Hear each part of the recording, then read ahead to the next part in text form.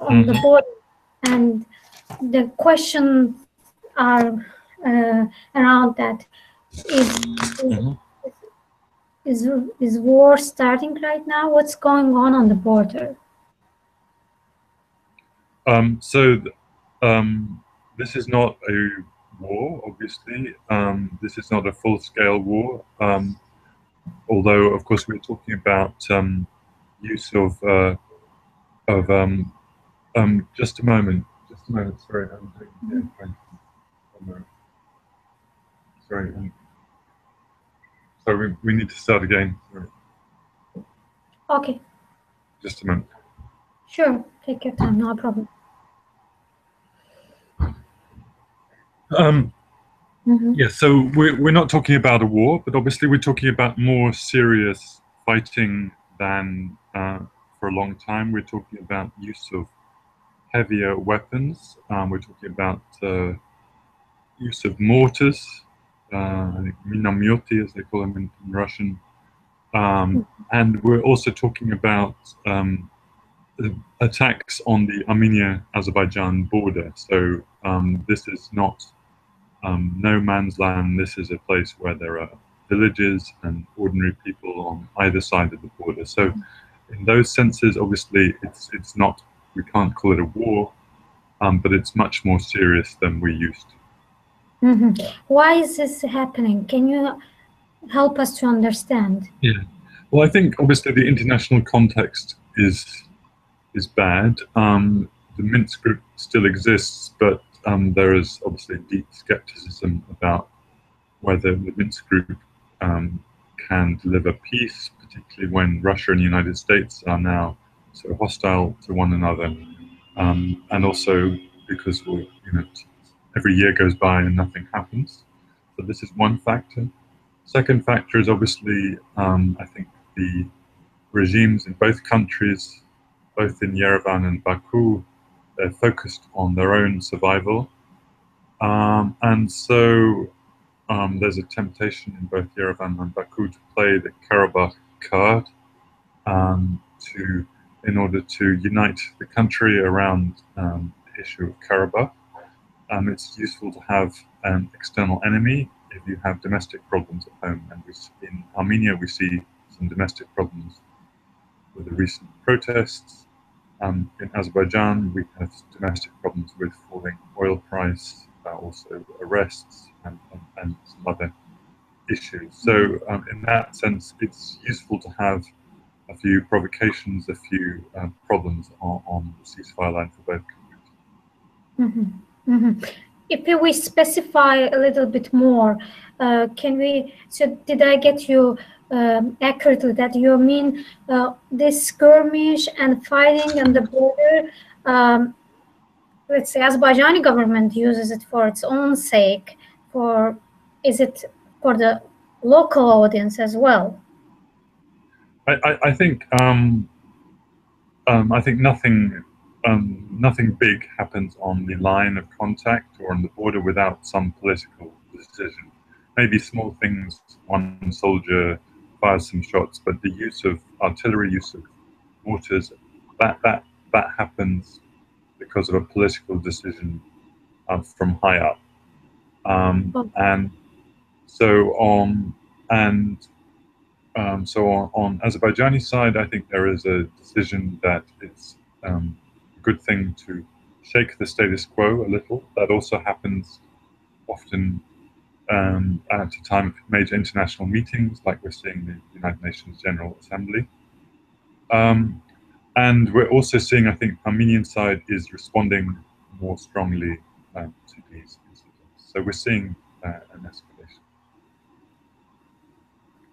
Your voice was gone. I could not hear your last sentence. So, so I'm saying on Azerbaijani side, we see often more incidents, more attacks on the line of contact when there's a major international meeting like the United Nations General Assembly. And on the Armenian side, I think we're seeing greater readiness to also to exchange fire. I think of course, we know it's not a secret. The Azerbaijani side likes to shake the status quo because they're the losing side in the war of the 1990s. They do not respect the ceasefire so much. It's more in the Armenian side to have nothing happen on the ceasefire. Well, I'll ask about the shaking of status quo, but first let me clarify what's the motive of opening fires or escalating military operation on the border when there are international events or meetings going on? Well, I think in Azerbaijan there is a fear that the world has forgotten about this conflict. Often and because Azerbaijan has lost territory, lost the war of the 1990s, Azerbaijan from time to time tries to use the military situation to remind the world about what is going on in Karabakh. Not too much, not a full-scale war, but some incidents, some exchanges of fire. And we saw this, when major visitors like Hillary Clinton maybe visited the region, and we're seeing this maybe at the moment with the United Nations General Assembly, and perhaps also with forthcoming parliamentary elections in Azerbaijan. Some contend that Azerbaijani government uses Karabakh war card, even this kind of military operations, to distract the nation's attention from economical problems that came up due to oil prices that went down, also from human rights abuses issues. What do you think about it? Well, I certainly agree that, and this is true on both sides, on Azerbaijan side and Armenian side, that these ruling regimes in Yerevan and Baku, they've been in power for for almost 20 years in Armenian case, more than 20 years in Azerbaijani case, and they have a problem of legitimacy, and the elections are not completely free and fair. So yes, I think when they have domestic problems, it is useful to remind the nation of the one question that unites everybody, which is Karabakh, and in that sense, it's useful to, and we see, I think, a rise in popularity of governments when there is tension on the lines of ceasefire. Speaking about shaking the status quo and trying to get attention of the international audience and remind them about the war, about Karabakh conflict, do you think that Azerbaijan can gain for its own sake by doing this? Or how effective is this method?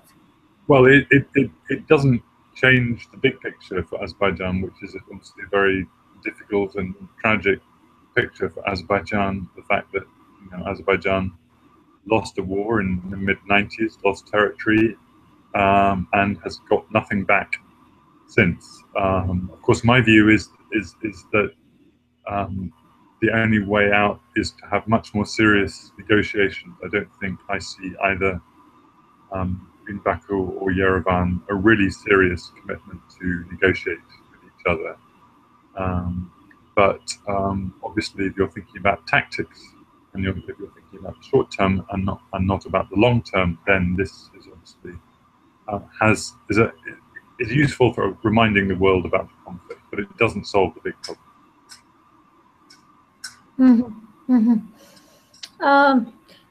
Talking about international community, the Azerbaijani government has been quite critical or raised criticism toward the West.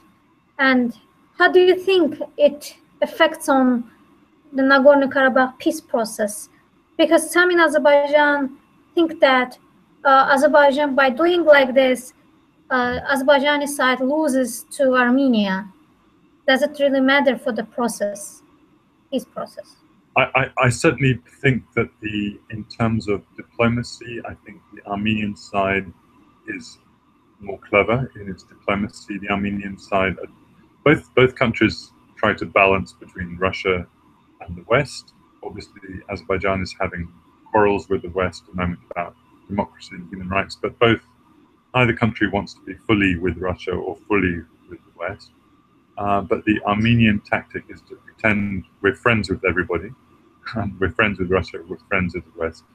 Whereas the Azerbaijani tactic is a bit more aggressive, and we're seeing personal attacks by Azerbaijani officials on the West, on John Kerry, and so on. I think this is, I definitely think this is damaging Azerbaijan's reputation.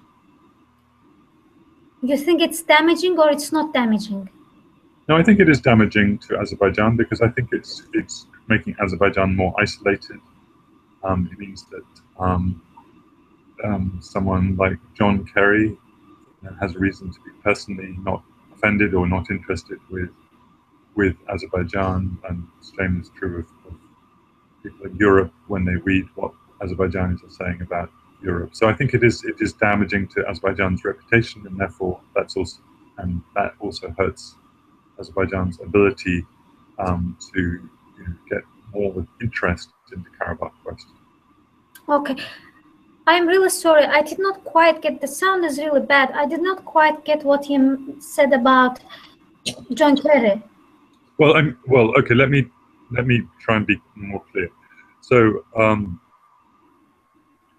earlier this year, there were some quite personal attacks in Azerbaijan on John Kerry. They said he was an agent of the Armenian lobby. They said he was not a friend of Azerbaijan. So I think this, if you're John Kerry, you get offended by this. You're not so interested in helping Azerbaijan or in putting Karabakh at the top of your list of priorities. And so in that sense, these personal quarrels, these difficulties about other issues, I think are damaging the Minsk process and the diplomacy around Karabakh. Do we have any evidence that Kerry, because of this, lost his interest to Karabakh process, or it's? Well, I think in general, it's a very low priority in Washington at the moment, the Karabakh question. They have Syria or Ukraine or Afghanistan, many other issues are ahead of the list in Karabakh. I think the attitude in Washington is we need to see that the leaders in Yerevan and Baku are more serious before we take Karabakh more seriously. We keep Ambassador Wallach, we keep the Minsk Group co-chairmanship, but it's not an issue for someone, a top official like John Kerry. Mm-hmm. It's not because of that he got a personal attack. Well, I think that contributes to his impression that this is not an important issue for him. Azerbaijan, I think, is a problem country. It's not a country that he is very interested in. Okay. I still did not get that. How we know that Kerry is not interested in Karabakh? Did he say that? No. Of course, he's not going to say that. If he's asked, he's going to say it's an important problem. But I think it's reasonable to expect that relations between Baku and Washington are going down, and this is based on some personal attacks on US officials like John Kerry. And so this means that for John Kerry, he doesn't want to spend his time on an issue like Karabakh or Azerbaijan if he has Syria or Ukraine or many other issues. Mm-hmm. Does it mean that you see the White House presence in the Minsk process that is going down, or? No, I think it's about the same as it was, but I think it's still on the level of Ambassador Wallach. It's not a question that interests senior officials. Okay. Talking about Syria conflict, some experts, analytics in Azerbaijan, even expect that, or there is an impression that because Russia is busy with the Syrian war in Syria, Azerbaijan wants to get some rayons back because they think, Azerbaijan government thinks that Russia even might close its eyes if Azerbaijan gets some rayons back soon. How realistic is that? I don't think.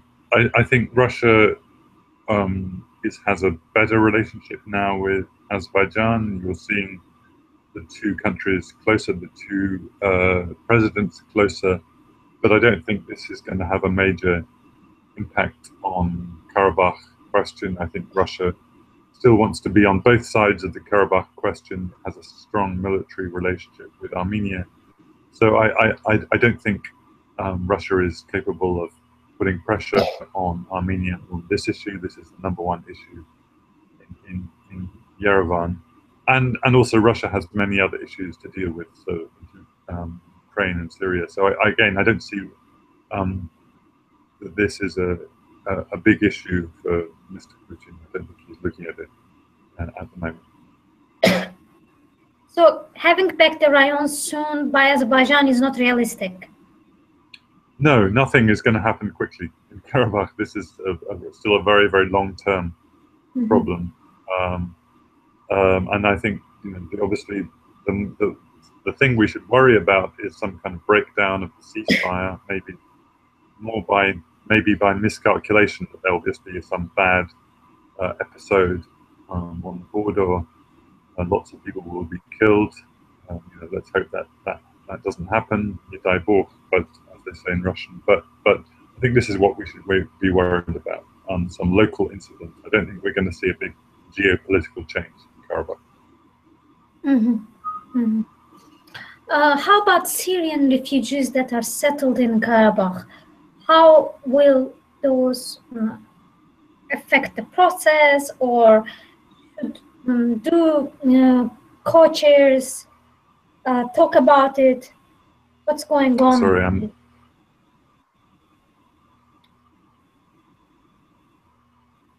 Did you get the question? Sorry, I didn't hear everything. The question was about Syrian refugees in Karabakh. Syrian refugees settled in Karabakh, yes. How does this change the situation? Anyhow. Well,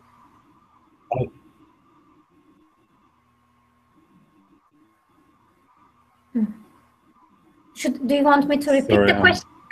No problem. I can repeat the question.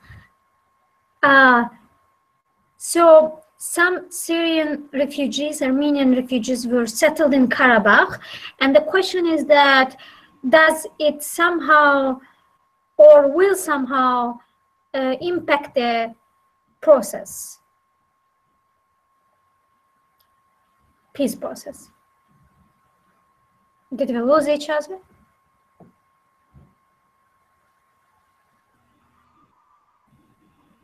Hello? Yeah, no, sorry, the line is very bad. I didn't really hear the question. I still didn't hear the question because the line is very bad. Okay. Yeah, I've heard reports that there are Armenian Syrian.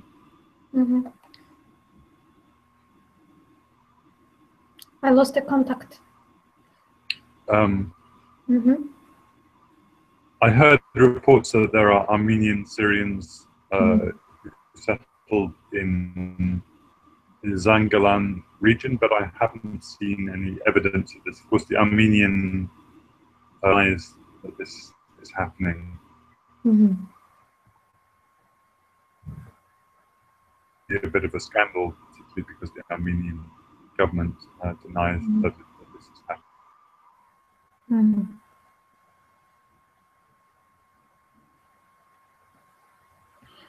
Hello?